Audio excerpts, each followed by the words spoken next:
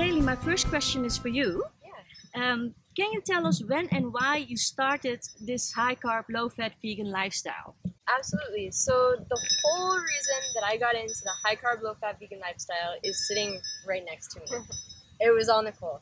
So Nicole was having some health issues. She was suffering with weight problems, acne problems, that kind of thing. And basically she found actually raw food first. And from that, from her finding raw food and veganism, I got inspired. So basically it had been, let's say I think 3-4 months since she found it, and I was very resistant to it at first. I had no problem if you do it, but for me, it wasn't really my thing. So at first, absolutely was not keen on doing it at all. And then I started to see the benefits. There was no denying that her energy was better. There was no denying that her skin was getting better, that she was feeling 10 times better, and that she was losing weight. So I was thinking, well, there must be something to this. So I decided to give it a try. I actually remember this. We were sitting in the car, and I said to her, I think I'm going to try it for just 2 weeks. Don't get excited. I'm just going to do 2 weeks, and I'm going to try, and I'm going to see how it goes. So I did the first week. Yeah, it was pretty good. I did the second week. I started to feel really good. And I thought, I didn't understand it, because every single thing that I had learned up to this point was that you need meat for strength and protein. You need milk for strong bones. You need animal products as a complete food, as the food pyramid. So I was totally confused at why now all of a sudden I was feeling so good without these kinds of things. And so I started to do research. And the more I found out, the more shocking it was to me. And the more it was like, how on earth could I not have known this before? How does everybody not know that stuff is so bad for you? That a single egg contains more cholesterol than an 8-ounce steak. How is that not common knowledge? That people they just know these things. So you were never pressured into it? Not at all. Not at all. She was amazing. I think she was a little bit sneaky about it though. I'm going to say I think she was sneakier than she would let on. But she would watch documentaries or be reading a book and just leave it on the nightstand or something like that. So I think there was a little bit of sneakiness, but no, she was great. She let me figure it out for myself, and I think that was a huge part, was not having that pressure and just finding it on my own, basically. Yeah. And Nicole, is it important to do your own research, basically, because you mentioned that you read stuff and you look things up on the internet? How important was that for you starting up with this lifestyle and continuing it? How important was it for us to do our own research? Yeah, very important, because like what Kaylee said in her first answer, like there's so much out there that we're unaware of, So yeah, I think it's very important for us to do your own research, definitely, because a lot of people rely on like doctors and teachers and people that have degrees or whatever, and not only even those people don't have the answers. And so yeah, I think it's very important. So yeah, and what was your biggest eye opener? What did you read and then you went like, what, really? Biggest eye opener. I think I always knew that veganism was healthier than me.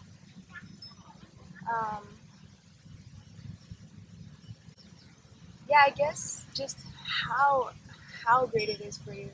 Like I always knew that it was better, but I didn't understand like how amazing it was. And I think another thing that I wasn't aware of either was the animals and how much the animals were suffering. Because I did originally come to this lifestyle for just my health, and then later on I started getting I opened my eyes to like what actually happens to the animals, and I think that was to me more of a shock than the health side. Is the ethical side of being a vegan now a more important motivation for you than the health side of it? Definitely. Like when I first started, it was all selfish, just for my health, and now the ethical part is like starting to overweigh the selfish side. Okay. Yeah.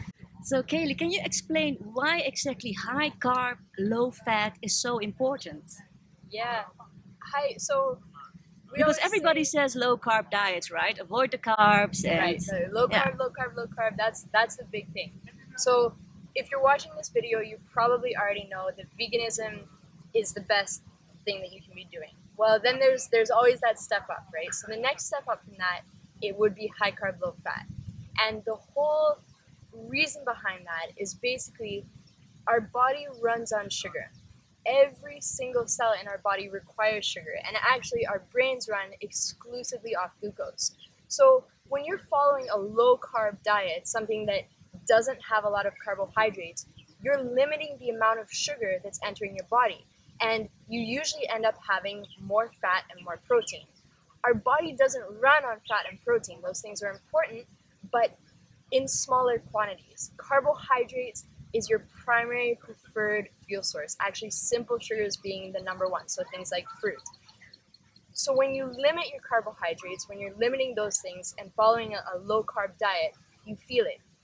Oftentimes, people can only follow those kinds of diets for a few weeks, maybe a few months, but they usually tend to fall off. So you do lose weight very quickly, but that's usually because you're restricting calories. You lose weight very quickly, and then you do a rebound. And you gain the weight right back, and usually you gain back more weight because you've been starving yourself. And your body, it craves those calories, it's craving energy, it's craving fuel for all of your cells.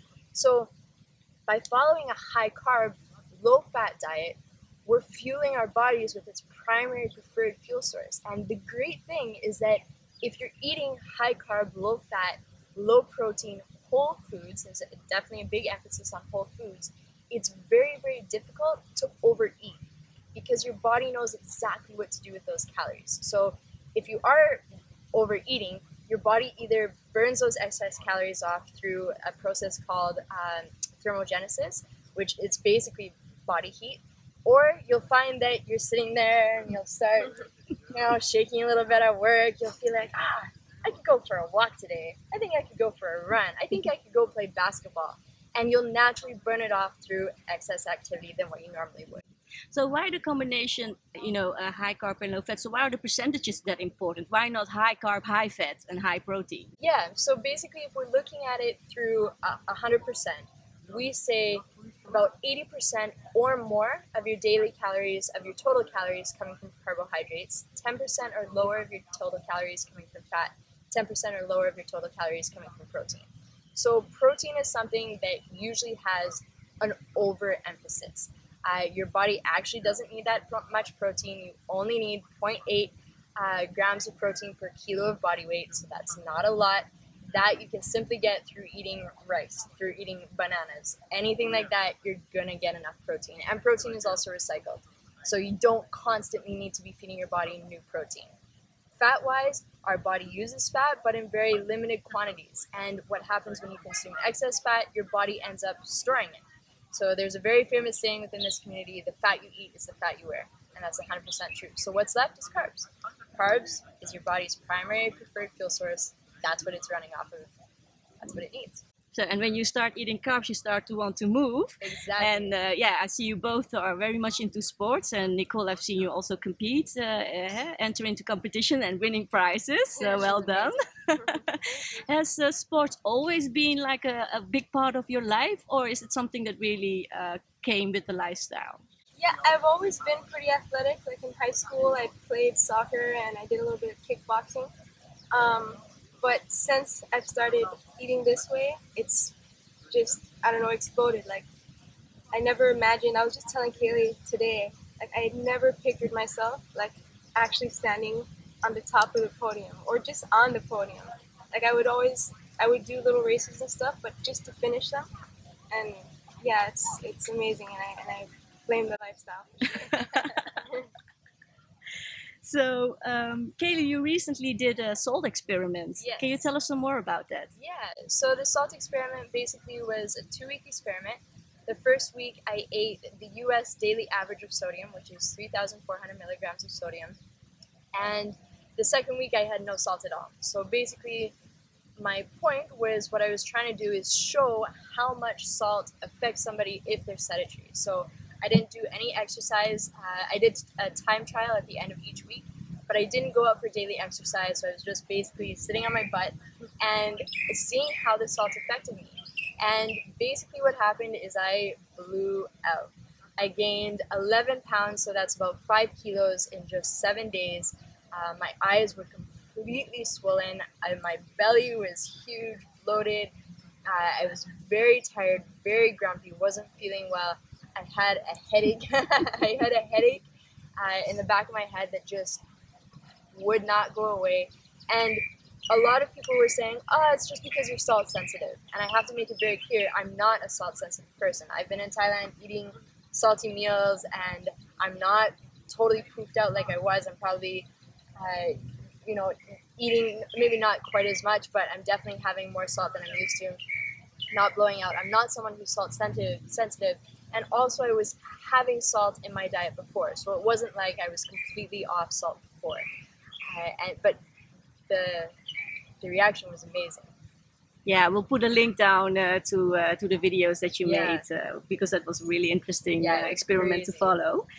So you both live in St. Martin, but you, Kaylee, are from Canada, isn't that right? Yeah, that's right. So do you feel everybody should try and live in a warmer climate to be successful on this lifestyle?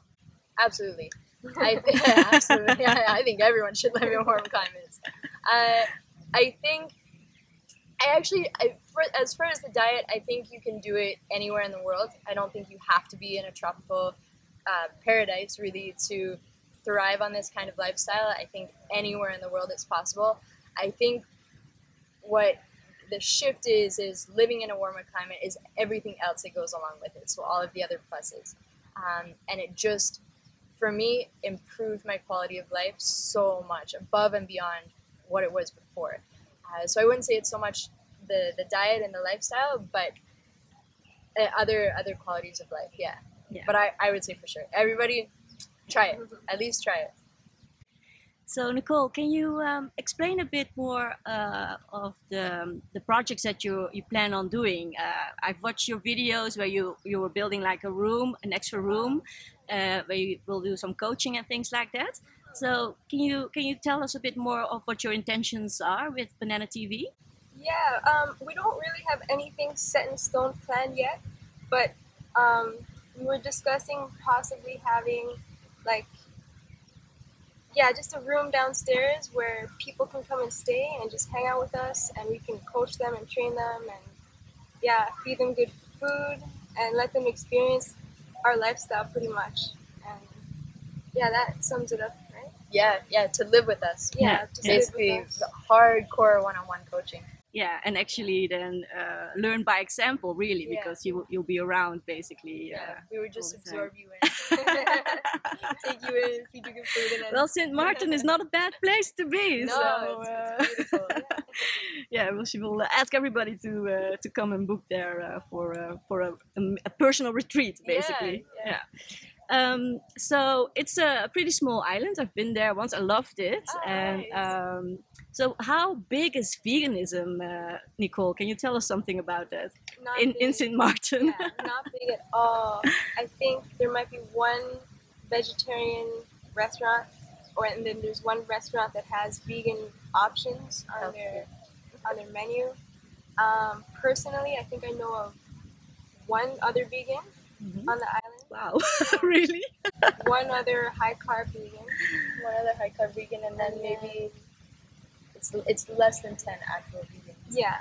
We used to have a family that just left. Okay. And I guess you were including them, like Emerson. Yeah, I guess it's maybe 5. Maybe 5 other vegans. 5 or 6 Yeah. that we know of. Yeah, it's crazy.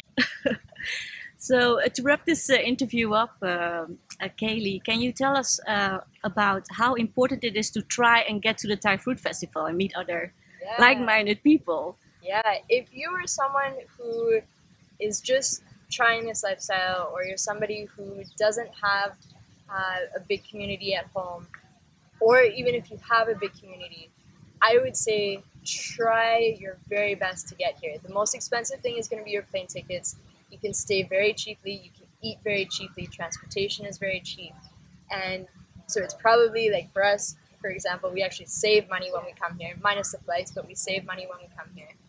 living cost, and the community here is so incredible, and the people that you will meet, the friendships are going to last a lifetime. If you want to be inspired to get into bike riding, if you want to be inspired to start a YouTube channel, if you want to be inspired to eat more, to do more, to live more, this is the place you need to be. This is where you need to be. You have to come, you have to experience this firsthand, and you'll walk away, you will never lose out by coming here. Absolutely. Perfect. Thank you very much. Yeah, you're very welcome.